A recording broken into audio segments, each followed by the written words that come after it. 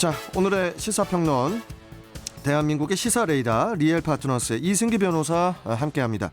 자, 이승기 변호사님 안녕하세요. 예, 안녕하세요. 예. 자, 첫 번째 이슈 전해주시죠.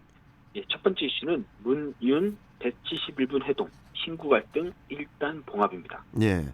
자, 문재인 대통령과 윤석열 당선인이 어제인 28일 저녁 만찬을 겸한 그 첫 회동을 가졌는데 뭐 거의 3시간 가까이 대화를 나눴다고 해요. 예, 역대 가장 늦은 이제 대선 19일 만에 첫 만남이라는 이런 불편한 기록에도 불구하고 이 5시 59분 이제 시작된 이번 회동이 2시간 51분이라는 역대 최장 시간을 기록하며 이제 오후 8시 50분에 종료가 됐습니다. 예. 한 차례 회동이 무산된 이후에 신구 권력 갈등 속에서 이번 전격 회동이 성사된 만큼 이 문 대통령과 이 윤 당선인이 이 다양한 주제에 대해 심도 깊은 대화를 나눈 것이다 라는 이제 평가가 나오고 있습니다. 자, 이날 만찬 테이블에는 화합과 통합을 상징하는 그 봄나물 비빔밥, 그리고 이제 탕평채도 올라갔다고 하는데 어떤 이야기가 오갔는지 확인된 게 있습니까?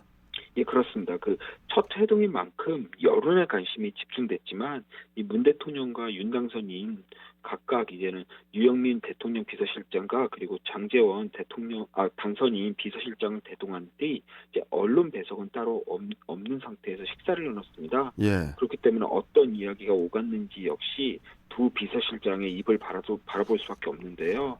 이 당선인 측에 이제 장제원 비서실장이 이 늦은 시간임에도 이 브리핑을 많이 해줬습니다. 아마 청와대와 어느 정도 선까지 좀 공개하자고 협의가 된 걸로 그렇게 보이는데요. 먼저 이제 대통령 집무실 이전에 대해서 이 문 대통령이 이는 차기 정부의 몫이다라고 하면서 이 당선인의 의사를 존중하겠다라는 뜻을 밝혔고요. 이 집무실 이전에 따른 예산 문제 역시도 면밀히 살펴 협조하겠다라고 해서 일단 집무실 문제는 이 서로 간의 접점을 찾은 걸로 보입니다. 예. 그리고 이제 코로나19로 이제 피해를 본 이제 자영업자, 소상공인의 이 손실 보상을 위한 추경 편성에 대해서도 이 문 대통령과 당선인 모두 예산의 규모는 이제 구체적으로 언급되지 않았지만 이제 구체적인 상황은 청와대와 인수위가 최대한 실무적으로 협의하자라고 해서 이 부분도 이제 상당히 이제 공감대를 잃었다고 보이고요. 예. 그리고 이제 북한의 ICBM 도발로 대표되는 이 안보 문제에 대해서도 국가의 그 안보 관련 문제를 정권 인수인계 과정에서 누수 없게 서로 최선을 다하기로 협의했다라고 이렇게 이제는 뭐 확인이 됐습니다. 예. 자, 그간 가장 논란이 됐던 그 대통령 집무실 이전 문제에 문 대통령이 윤 당선인의 뜻을 존중하겠다고 이제 밝힌 만큼 신구 권력 갈등이 이제 봉합 수순에 들어간 걸로 보이는데요.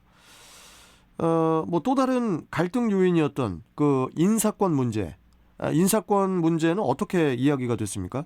일단 이 부분에 대해서는 아주 구체적인 논의는 없었다고 합니다. 예. 아마 이제 서로 간에 이제는 좀 원활하게 대화가 되고 또 분위기가 좋은데 아마 얘기를 꺼내기가 좀 어렵지 않았나 싶고요. 다만 문 대통령이 임기 말 남은 인사에 대해서는 이철희 청와대 정무수석과 이 장제원 비서실장이 이 국민의 걱정을 덜기 위해서 잘 좀 도와주라라고 이렇게 했고요. 윤 당선인도 두 사람이 잘 협의해 주길 바란다고 말을 했다고 합니다. 예. 결국 상당히 원론적인 발언이지만 그래도 뭐 덕담 수준으로 해서 잘 협의해서 결정하자라고 이렇게 보면 될 것 같고요. 향후 인사권 문제가 다만 뭐 이번에 구체적인 논의가 안 됐기 때문에 또다시 이제 신구 권력 갈등의 내관으로 이 작용할 우려도 있습니다. 특히 공기업 공공기관 인사도 그렇지만 무엇보다 이제 현재 공석 중인 감사위원 2명과 또 선관위원회 임명 과정에서 또 논란이 벌어질 수 있는데요. 다만 이 감사위원의 경우에는 이 대통령이 재청을 요구해도 감사원장이 재청을 하지 않으면 임명 자체가 되지 않습니다. 그렇죠. 그런데 이미 감사원에서 인수위 업무 보고에서 뭐라고 말했냐면요. 이 대통령 당선인이 원하지 않는 인사에 대해 문재인 정부가 감사위원 임명 제청을 요구하는 것은 적절하지 않다라고 답을 하면서 사실상 당선인의 손을 들어줬습니다. 예. 그런데 이게 또 보면 역으로 그 인사권 문제를 이 감사원이 정리해줬다. 라는 또 긍정적인 평이 많은데요. 음. 결국 이제 청와대 입장에서는 당선인과 당선인의 의견을 좀 당선인과 좀 의견을 좀 교환하는 그런 과정을 거치는 식으로 인사권 행사에 신중을 기하고 당선인 역시도 문 대통령의 인사권 행사를 어느 정도 존중해서 협의는 하되 너무 비토하지 않는 식으로 해서 서로 갈등을 줄이는 방향으로 이제 가는 게 맞는 것 같고요.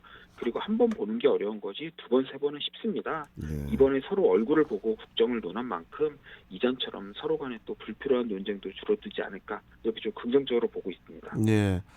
뭐 늦었지만은 그 장시간 회담을 하고 또 집무실 이전 문제에서 어느 정도 또 합의점을 찾은 듯 해서 마음이 놓이는데 여하튼 앞으로 더 자주 만났으면 합니다. 자, 두 번째 이슈 전해주시죠. 예, 다음 이슈는 급식으로 생닭이 육사 부실급식 논란입니다. 자, 이게 무슨 얘기입니까? 코로나19 확진으로 격리된 육군사관학교 생도들에게 익지도 않은 닭고기가 급식으로 제공됐다는 폭로가 나와서 지금 논란이 되고 있어요. 예, 한 육사 생도가 이 SNS에 이제는 사진을 올렸는데요. 이 밀가루 반죽을 묻힌 이제 생닭 사진입니다. 그러면서 이게 반찬으로 나왔다라고 이제 폭로를 했습니다. 네. 저도 그 사진을 봤는데 이 튀김기에 이제 들어가야 할 닭고기가 왜 반찬으로 나왔을까 할 정도로 진짜 그냥 생닭이었습니다. 그래요. 근데 이 육사 생도는 그동안에도 이제 불식급식이 계속 있었지만 뭐 조리병 몇 분이 좀 이거 코로나에 확진된 거라 뭐 그럴 수 있다라고 참았는데 이번에는 너무 과하다고 생각해 제보를 한다라는 글도 함께 남겼습니다. 그 학교 측에서도 이제 이번 그 부실급식을 인정을 했는데 이유가 뭡니까? 예, 일단 뭐 육사 측에서는 치사병 전원이 코로나19 확진 및 이제 밀접 접촉자로 격리가 됐고 그로 인해 이제 조리 경험이 부족한 인원들이 대신 업무를 하다 보니까 이렇게 이제 부실급식이 이루어졌다는 겁니다. 예. 최근 하루 확진자가 이제 30만 명을 상회하고 또 누적 확진자가 1,000만 명이 넘으면서 왜 회사나 병원 등 이 사회 곳곳에서 이 시스템 자체가 제대로 돌아가지 않거나 아예 마비되는 현상이 가속되고 있는데요. 이번 육사에 부실급식 사태도 그 연장선이 아닌가 싶습니다. 그래서인지 같은 SNS에서 이번에는 육사 식당의 이제 조리병에 이제 입장문이 나왔습니다. 해당 글은 이제 현재 육사생도 식당의 그 상황과 또 조리병들의 업무 환경에 대해 설명하고 있는데요. 이 생도 식당이 현재 그 1,200명이 넘는 이 생도들의 이제 밥을 책임지고 있고 이 중 300명 정도는 300명 정도는 이제 격리 인원이기 때문에 따로 도시락을 준비해야 된다고 합니다. 근데 원래는 11명이 이제 조리병 편제가 11명인데 코로나 확진자가 대거 나오면서 현재는 가용 인원이 총 4명밖에 남지 않았다는 거죠. 일단 급한 대로 이제 조리병이 아닌 뭐 일반 병사와 이제 간부들이 식당 지원을 해주고 있지만 하던 일이 아니니까 아무래도 미숙하고 또 업무량도 과도해지니까 익지도 않은 닭이 이제 배식이 됐다라는 겁니다. 참 뭐 부실 급식은 맞지만 그 줄어든 인원이 이제 원인이라는 건데 뭐 충분히 이해는 됩니다. 하지만 그래도 먹는 건 제대로 먹어야 하지 않나 싶은데. 그렇죠. 예. 차라리 이럴 거면은 남은 그 조리병에 맞게 적은 수량만 만들고 일단 그리고 이제 나머지는 이제 한시적으로 외부 도시락 업체에 맡기면 어땠을까 싶기도 합니다. 그 좋은 생각 같은 게 만약 그렇게 하면 이제 부대 인근의 이제 식당들에도 영업에 도움이 되고, 그렇죠. 생도들도 식사를 제대로 하고, 또 조리병들도 경무에서 벗어나고 좋은 것 같은데요. 예, 좀 그렇게도 좀 됐으면 좋겠고요. 코로나19 확진자 폭증에 어두운 면을 보는 듯해서 솔직히 좀 마음이 좋지는 않네요. 자, 여기까지 오늘 말씀 듣겠습니다. 고맙습니다, 변호사님. 예, 감사합니다. 네, 자 시사평론가 리엘 파트너스의 이승기 변호사와 함께했고요.